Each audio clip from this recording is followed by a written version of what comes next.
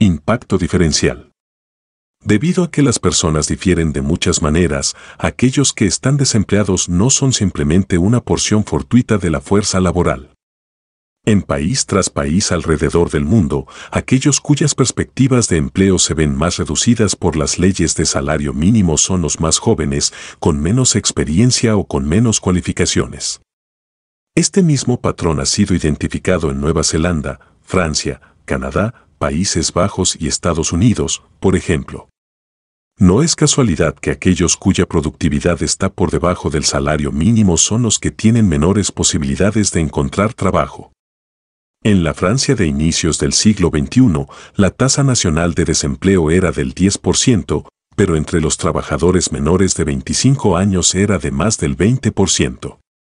En Bélgica, la tasa de desempleo de los trabajadores menores de 25 años era del 22% y en Italia del 27%.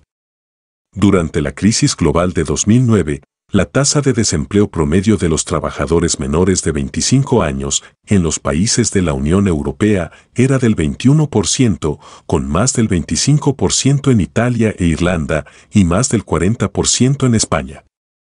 En Australia, la tasa de desempleo más baja de los trabajadores menores de 25 años entre 1978 y 2002 nunca cayó del 10%, mientras que la tasa de desempleo más alta a lo largo de todos esos años en general apenas llegó al 10%. Australia tiene un salario mínimo sorprendentemente alto, en términos relativos, dado que el nivel de su salario mínimo es casi un 60% del salario promedio en el país, mientras que, por ejemplo, en Estados Unidos el salario mínimo representa un poco más de un tercio del salario promedio estadounidense. Algunos países en Europa establecen tasas de salario mínimo más bajas para los adolescentes que para los adultos, y Nueva Zelanda directamente eximió a los adolescentes de la aplicación de la ley de salario mínimo hasta 1994. Esta medida constituyó un reconocimiento tácito del hecho de que aquellos trabajadores menos demandados eran por lo general los más afectados por el desempleo creado por las leyes de salario mínimo. Otro grupo desproporcionalmente afectado por leyes de salario mínimo son los miembros de grupos raciales o étnicos minoritarios. En efecto, las leyes de salario mínimo en algún momento fueron promovidas explícitamente por su gran potencialidad para reducir o eliminar la competencia de minorías particulares, ya sea de los japoneses en Canadá durante la década de 1920 o de los negros en Estados Unidos y Sudáfrica durante la misma época. Estas expresiones de abierta discriminación racial eran legales y socialmente aceptadas en esos tres países en aquella época. Una vez más, es necesario señalar cómo el precio desempeña un papel importante incluso en la discriminación racial.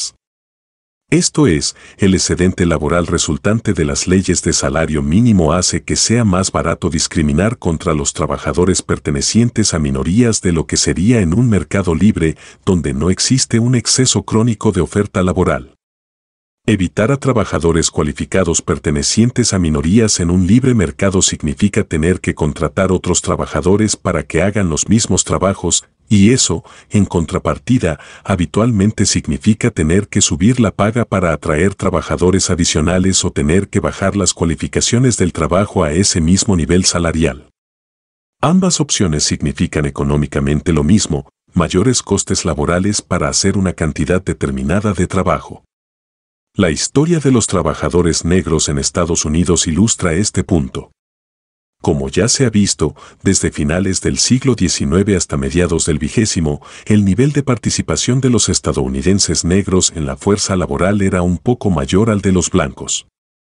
En otras palabras, los negros estaban tan disponibles para los salarios que recibían, como los blancos para sus salarios muy diferentes. La ley de salario mínimo cambió esa situación.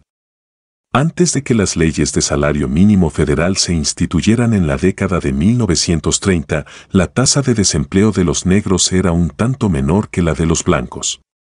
Luego vinieron otras leyes, la Davis-Bacon Act de 1931, la National Industrial Recovery Act de 1933 y la Fair Labor Standards Act de 1938 que impusieron salarios mínimos, ya sea en un sector particular o de manera más general.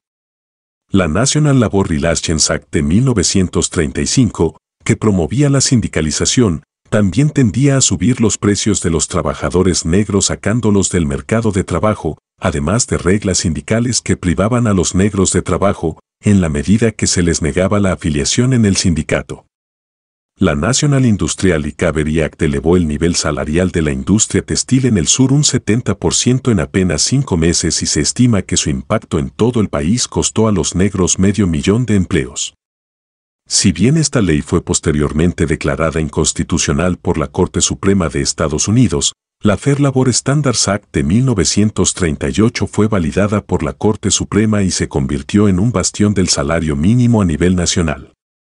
Como ya se dijo arriba, la inflación de la década de 1940 en gran medida anuló el efecto de la Fair Labor Standards Act, hasta que se modificó en 1950 para elevar el salario mínimo a un nivel en el que sí tendría un efecto real sobre los salarios.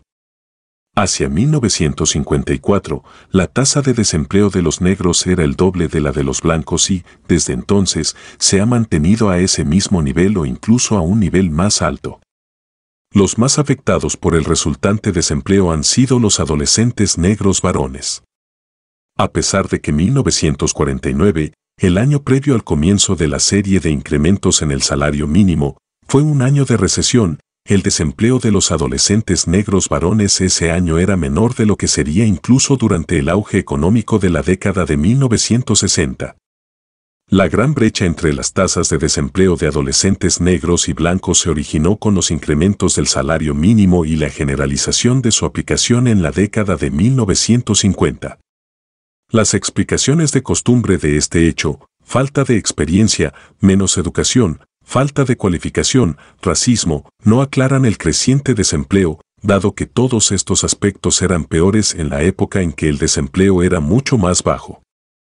Si tomamos como referencia 1948, un año más normal, el desempleo de los adolescentes negros varones era menos de la mitad de lo que llegaría a ser en cualquier año de la década de 1960 y menos de un tercio de lo que sería a lo largo de la década de 1970. En 1948, el desempleo entre los varones negros de 16 y 17 años no era mayor que el de los blancos de la misma edad. Fue después de que la serie de incrementos de salario mínimo comenzara, cuando el desempleo entre los adolescentes negros varones no solamente se disparó, sino que se convirtió en más del doble de la tasa de desempleo entre los adolescentes blancos varones. A inicios del siglo XXI, la tasa de desempleo de los adolescentes negros excede el 30%. Con la reciente crisis de la economía estadounidense como producto de la crisis del mercado de vivienda y del mercado financiero, el desempleo entre los adolescentes negros llegó al 40%.